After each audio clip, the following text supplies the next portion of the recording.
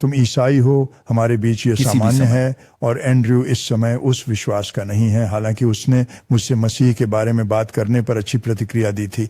मैंने उससे कहा, देखो इसका एक स्पष्ट अंतर है। यदि हम ईसाई सही हैं और स्वर्ग में अनंतता तक पहुंचने का एकमात्र रास्ता यीशु मसीह है, तो यह कुछ ऐसा है जिसे तुम्हें सच में खोजने की जरूरत है। हाँ, ये एक चर्चा है जो मैं अक्सर करता हूँ। ये वास्तव में ऐसी चीज नहीं है जिसे मैं कभी सार्वजनिक करता हूँ, इसलिए मैं और एंड्रयू पॉडकास्ट पर अपने धार्मिक मतभेदों पर बहस नहीं करेंगे, लेकिन वहां निश्चित रूप से एक असहमति है। हालांकि मुझे नहीं लगता कि दो ऐसे आदमी ढूंढना मुश्किल होगा जिनका मन एंड्रयू और मेरा जितना मजबूत हो।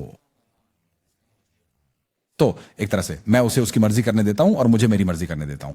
लोग मानते हैं क्योंकि हम टेढ़ भाई हैं, हमें एक साथ गिरफ्तार किया जाता है, हम एक साथ जेल जाते हैं, कि हम हर एक विश्व मुद्दे पर 100% सहमत हैं। ऐसा नहीं है। हम अभी भी दो व्यक्तिगत व्यक्ति हैं जिनकी अपनी व्यक्तिगत जिंदगी है और उन चीजों के प्रति हमारा अपना व्यक्तिगत दृष्टिकोण है। हम एक दूसरे की कार्बन कॉपी नहीं है। हमने बहुत सारे समान गुण विरासत में मिले हैं जो हमें मुख्य रूप से, मुझे लगता है, मेरे पिता से प्राप्त हुए हैं, जो हमें एक जैसा बनाते हैं। लेकिन मुझे नहीं लगता कि मैं अपना समय उनके मन को किसी चीज के बारे में बदलने की कोशिश में लगाता हूं जब मुझे विश्वास है कि उसे आखिरकार सच का पता चल जाएगा। क्या वह समझ में आता है? मुझे पता है वह अभी और वर्षों तक जिएगा। उम्मीद है अगर उन्होंने हमारे साथ कुछ बेवकूफी नहीं की तो मैं उसे अपने मार्ग पर चलने देता हूं। यह एक चर्चा नहीं है जो हम करते हैं और यह निश्चित रूप से कभी भी गर्मा गर्म बहस में नहीं बदलता। लेकिन मैं उसकी परंपराओं का सम्मान करता हूं, वह मेरी का सम्मान करता है। वह ईस्टर के दिन मेरे साथ चर्च में था, कुछ दिन पहले अप्रूव्ड ईस्टर पर। हाँ, मुझे पता है, वो मेरे साथ आया था। ये सुंदर था। रमजान के दौरान मैं दिन भर उपवास रखता हूं और केवल शाम को खाता हूं, सिर्फ उसके प्रति सम्मान के कारण, क्योंकि मैं नहीं चाहता कि उसके सामने सैंडविच खाता रहूं।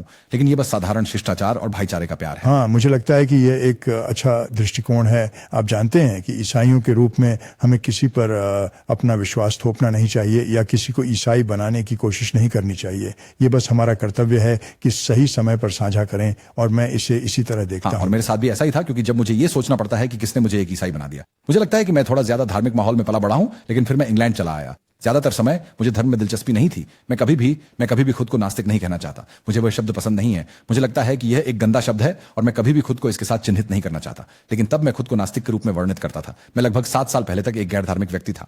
और जब मैं इस सवाल के बारे में सोचता हूं, किसने मुझे ईसाई बनने के लिए राजी किया? किसी ने मुझे राजी नहीं किया। किसी ने मुझे राजी नहीं किया। मुझे लगता है कि जब मैं इस खूबसूरत ईसाई देश में आया तो मैंने देखा कि समाज कैसे अधिक घनिष्ठ रूप से जुड़ा हुआ था। आप इसे शायद इतालवी अमेरिकी समुदाय में देख सकते हैं और आपको बचपन की यादें होंगी। और मैंने सोचा, ठीक है, इसमें कुछ है, चलो इसे खुद से खोजते हैं। और यह बहुत हद तक एक आंतरिक यात्रा थी जिसे मैंने छलांग लगाने का फैसला किया बिना किसी के कहने पर। अरे ट्रिस्टन, तुम्हें ईसाई होना चाहिए क्योंकि ऐसा वैसा। तो जिस तरह मैं ईसाई बना वैसे ही मैं नहीं चाहूंगा।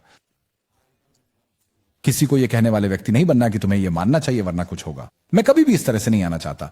इसलिए मैं लोगों को उनका अपना रास्ता तय करने देता हूं, खासकर जिनकी मुझे परवाह है। मुझे लगता है कि अगर एंड्रयू कोई भयानक गलती कर रहा होता जो बुरा था, हमारे दर्शकों के लिए, उसके लिए, मेरे लिए, हमारे भाइयों के लिए, हमारे परिवार के लिए बुरा है, तो यह मेरा कर्तव्य है कि मैं उसे बुलाऊं। लेकिन मेरा मतलब है वह इस्लाम में परिवर्तित हो गया है।